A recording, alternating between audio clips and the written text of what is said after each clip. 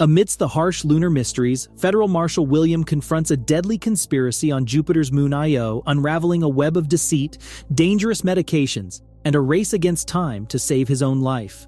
Welcome to Recap Storyteller. Please watch, enjoy, and subscribe to my channel for more videos. Today I am going to recap the movie, Outland 1981. The film begins with a view of Io, Jupiter's third moon, primarily designated for titanium mining. A private company leads the mining expedition, subject to federal government regulations. While observing miners at work, an unexpected incident occurs when one miner, despite being outdoors on the moon, claims a spider is crawling up his legs. Confusion ensues, as the moon's harsh conditions make it seemingly impossible for any life without a spacesuit. Nevertheless, the miner, in a panic, attempts to eliminate the spider but accidentally deactivates his spacesuit, leading to immediate fatality.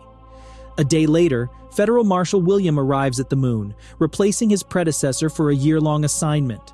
Accompanying him are his discontented wife, Carol, and their son, Pauline, who have been constantly on the move since Pauline's birth due to William's job. William assures them that this assignment will be his last, promising a return to Earth in a year. Upon meeting his police team and the miners, William delivers a brief address expressing his desire to collaborate and maintain operational efficiency. Shepard, the general manager of the mining company, responds by acknowledging the crew's exceptional performance, attributing their success to a demanding work ethic coupled with occasional indulgence in festivities. Shepard suggests to William to follow the lenient approach of the previous marshal, who didn't interfere much. William, uneasy with Shepard's proposal, harbors suspicions. However, Sergeant Moten advises him not to disrupt the efficient work that has been profitable for the company.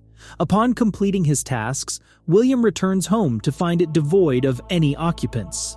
Despite his diligent search for Carol and Pauline, they remain elusive. In his quest, he stumbles upon a recording left by Carol, revealing her weariness with unsuitable living conditions and her decision to return to Earth with their son. Carol emphasizes Pauline's need for a normal childhood with genuine air and expresses her hope that William will join them upon their arrival at the space station. Despite his desire to reunite with his family, William, feeling a sense of duty, opts to remain on the moon to fulfill his responsibilities.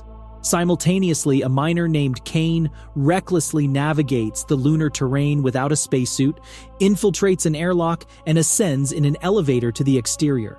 Despite attempts by fellow workers to intervene, it proves futile, and Kane succumbs to the vacuum of space.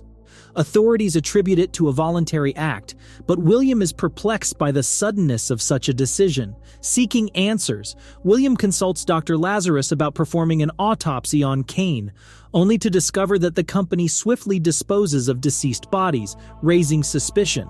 Motivated by this revelation, William embarks on an investigation into the string of deaths that occurred over the past year. In the midst of his inquiry, William is alerted to a distressing situation involving a worker named Keegan, who is taking a prostitute hostage. Urgently responding, William arrives at the scene, briefed by Montaigne that Keegan is behaving erratically, posing a threat to the captive woman. Inside the room, Fagan holds a knife to the woman's neck, visibly agitated and incoherent.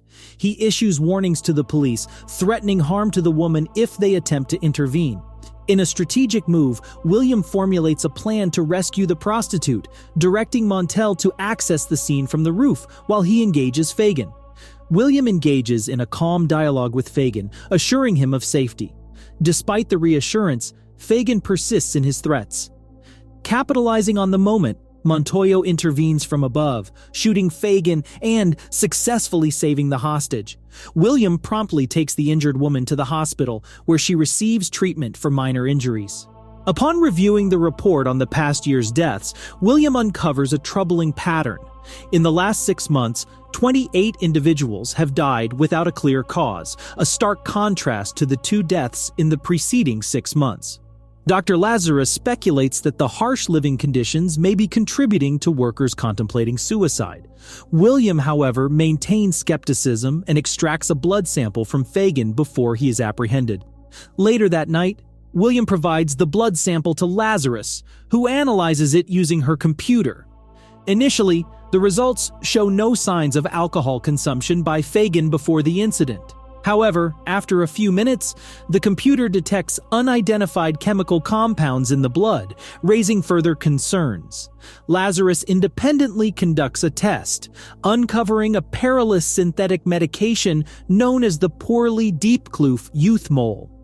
Astonished by this finding, she refrains from promptly informing William. The prohibited drug, originally developed by the Army for enhancing worker energy and efficiency on the moon, yields success initially, but manifests harmful side effects after about 10 months, resulting in regular fatalities and subsequent prohibition. William deduces that the heightened efficiency of moon workers is a result of this medication. Uncertain about the supplier, he discreetly pursues his investigation one night, monitoring the nightclub from the security room. He observes two newcomers, Nicholas and Russell, dispatched by the company, wandering around. These individuals later rendezvous with Shepard and Sergeant Monotone in secrecy. Suspecting a link to the medication, William opts to privately confront Monotone. Monotone readily admits, divulging that he's been bribed to turn a blind eye. He reveals Shepard as the distributor of the medication and cautions William about Shepard's influential connections, advising against interference. Opting not to apprehend Monotone, William directs him to stay clear while he concentrates on pursuing Shepard. In the course of his investigation, William identifies one of Shepard's dealers attempting to peddle the prohibited medicine. Swiftly chasing him down, William captures the dealer before any evidence can be destroyed and confines him in prison. William delivers an ultimatum to the dealer: Sparta disclose Shepard's involvement or face transfer to a maximum security prison. Despite the threat, Sparta remains tight-lipped. Confronting Shepard in his office, William accuses him of engaging in illicit activities. Shepard defiantly asserts that there is no desire to halt the medicine's distribution, claiming that both the company and the workers are content with the outcomes. He proposes to pay William, mirroring the offer to the previous marshal, but William steadfastly declines, resolute in dismantling the scheme. Upon returning to the prison for further investigation, William discovers Sparta lifeless in his cell. Racing to Monotone's residence, he finds him hanging in his closet. Fueled by anger over these deaths, William redoubles his efforts to apprehend Shepard. In the subsequent days, he infiltrates a company shipment, revealing concealed medicine supplies within the food. William discards all the contaminated provisions, arrests the guard, and confronts Shepard, reveling in the exposure of his scheme. In retaliation, Shepard warns William of being marked for death. Later, William overhears Shepard arranging for two assassins on a call to the company. Bellows, a company executive, expresses fury at Shepard's failure and issues a final warning. Unfazed, Shepard claims to have an insider within the police station, intending to spread rumors that will dissuade other officers from supporting William in the struggle.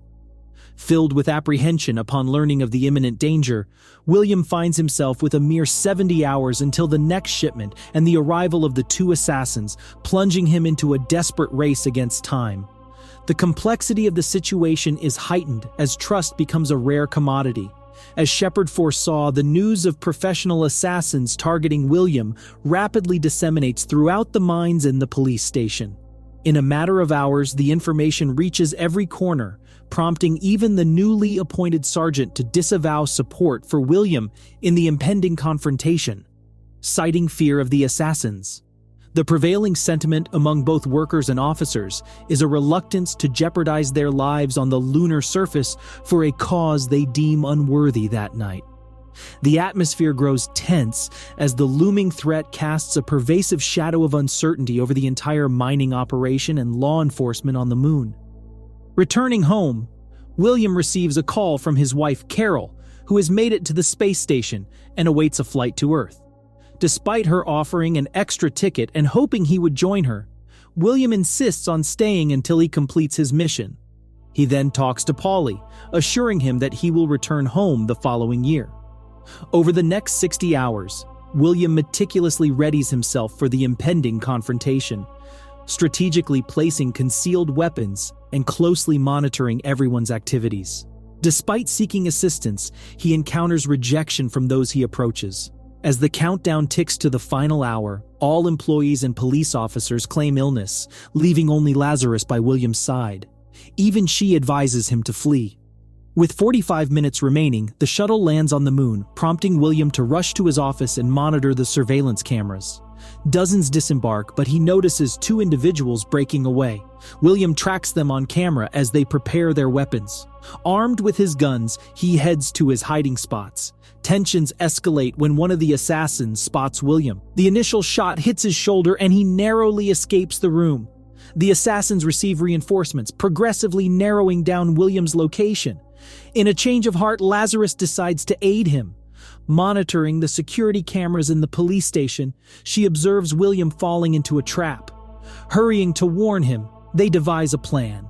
William instructs Lazarus to lead the assassins to a specific room while he exits. She opens specific doors, creating confusion and convincing the assassins they are chasing William. As the first assassin enters the room, she shuts the door, and William detonates the roof. Exposed to the moon's atmosphere, the assassin succumbs immediately, thwarting the deadly threat.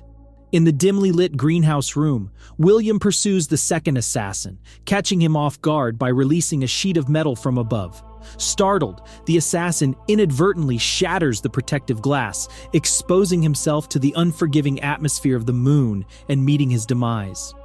Moving on to the final confrontation, William discovers that the last assassin is none other than Sergeant Ballard, working on behalf of Shepard.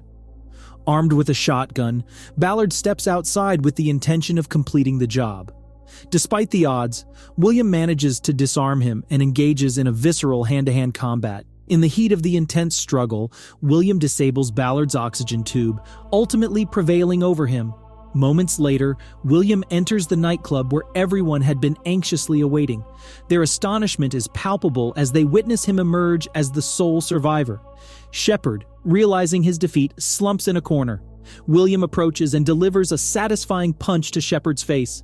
The scene transitions to William preparing to depart from the moon. Having resolved to reunite with his family, he is content with his choices and achievements. As he packs, Lazarus enters to bid farewell, acknowledging his bravery. William expresses gratitude for her assistance. After Lazarus departs, William opens his computer and sends a message to Carol, notifying her that he is on his way. With that, the movie concludes, portraying William ready to reconnect with his family and move beyond the trials he faced on the moon. Have you watched this movie? If you have, let us know your opinion in the comments section. If you haven't, it is a must-watch for you. And please support us by giving us a like and subscribe to this channel. Remember to also click the notification bell to get notified when we drop new videos.